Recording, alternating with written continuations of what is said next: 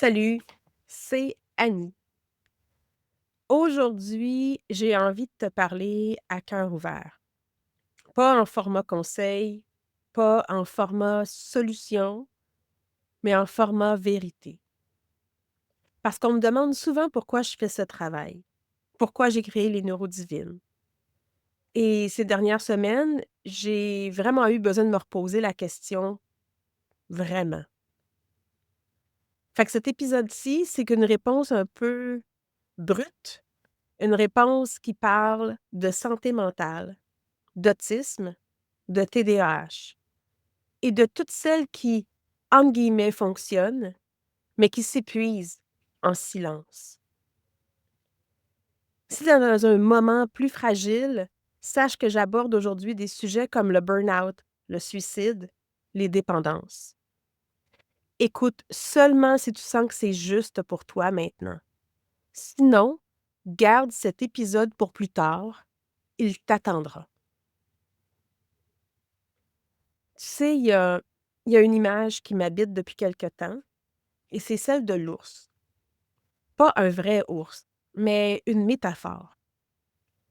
Une femme qui marche avec des griffures sur la peau, une fatigue dans les os, un cœur qui bat trop fort, mais qui sait vraiment pas d'où viennent ces marques.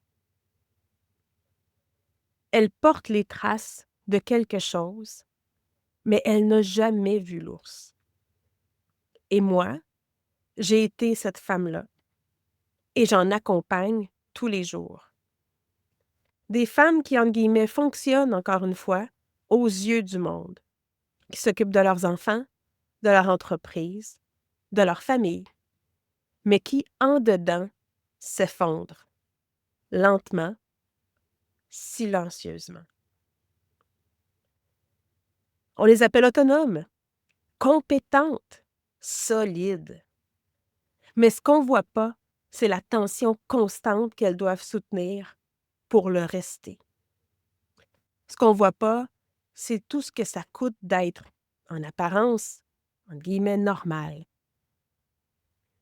Et ce que je veux dire aujourd'hui, c'est que ça, c'est pas un caprice. C'est pas une faiblesse.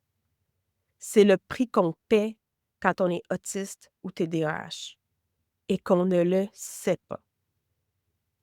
Quand on a appris à tout masquer, quand on s'est construite en s'adaptant à un monde qui n'a jamais été pensé pour nous.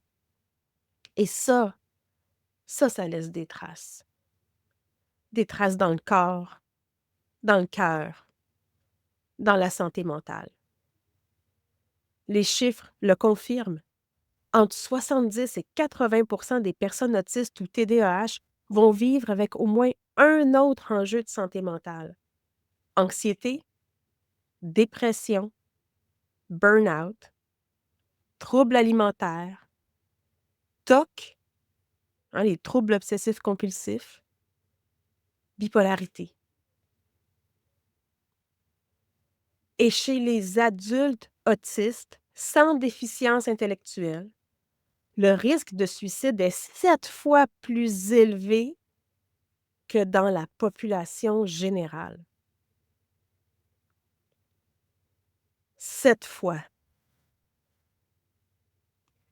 Et malgré ça, on continue de dire que c'est à la mode. On continue de douter de celles qui s'identifient plus tard dans leur vie. On continue de minimiser les parcours de femmes qui, pendant 30, 40, parfois 60 ans, n'ont jamais su mettre un mot sur ce qu'elles vivaient. Et quand on n'a pas ce mot-là, on cherche, on se perd, on accumule les diagnostics, les médicaments, les thérapies. On pense qu'on est brisé, alors que souvent, on est juste mal comprise. Et je veux aussi parler de celles qui n'ont pas les bons symptômes, celles qui se suradaptent, celles qui vont bien en apparence, mais qui ne dorment plus, qui se contrôlent dans tout, qui mangent pour s'apaiser, boivent pour ralentir ou travaillent pour oublier. Des femmes qui vivent en survie constante, sans jamais s'en rendre compte. Pas parce qu'elles sont fragiles, parce qu'elles sont neurodivergentes et qu'on ne leur a jamais dit. Et même dans les hôpitaux, dans les bureaux de psychologues, dans les services de santé mentale, on les rate. Une étude a montré que près d'une personne sur 5 en suivi psychiatrique remplissait les critères de l'autisme. En Grande-Bretagne, cette étude-là. Mais que seulement 0,5% avaient reçu un diagnostic officiel. T'imagines? Des années à souffrir, à essayer de fonctionner, sans jamais qu'on nomme ce qui se passe vraiment. Et le pire dans tout ça, c'est qu'avec le temps, on y croit. On finit par se dire que c'est nous le problème. Moi, le jour où j'ai compris que j'étais autiste, tout a commencé à se réorganiser. Non, ça n'a pas tout guéri, mais j'ai arrêté de me battre contre moi-même.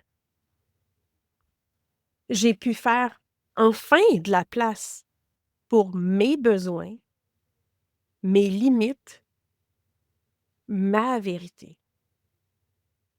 J'ai pu créer une vie plus douce, moins bruyante, moins exigeante. Et j'ai pu rencontrer d'autres femmes comme moi. Des femmes qui, elles aussi, avaient porté les marques de l'ours, mais qui n'avaient jamais eu le droit de le nommer. Si ce que j'ai partagé aujourd'hui t'a parlé, si tu ressens ce flou, cette fatigue, cette impression que quelque chose t'échappe, je t'invite à aller un peu plus loin. J'ai créé 2 ressources douces et concrètes pour toi. Le forfait dépistage express pour t'aider à clarifier si tu te reconnais dans un profil autistique et un programme gratuit de 60 minutes pour comprendre et prévenir le burn-out autistique. Tu trouveras les liens dans la description de cet épisode. Merci à toi de m'avoir écouté jusqu'ici et surtout, prends soin de toi à ta manière, à ton rythme, toujours.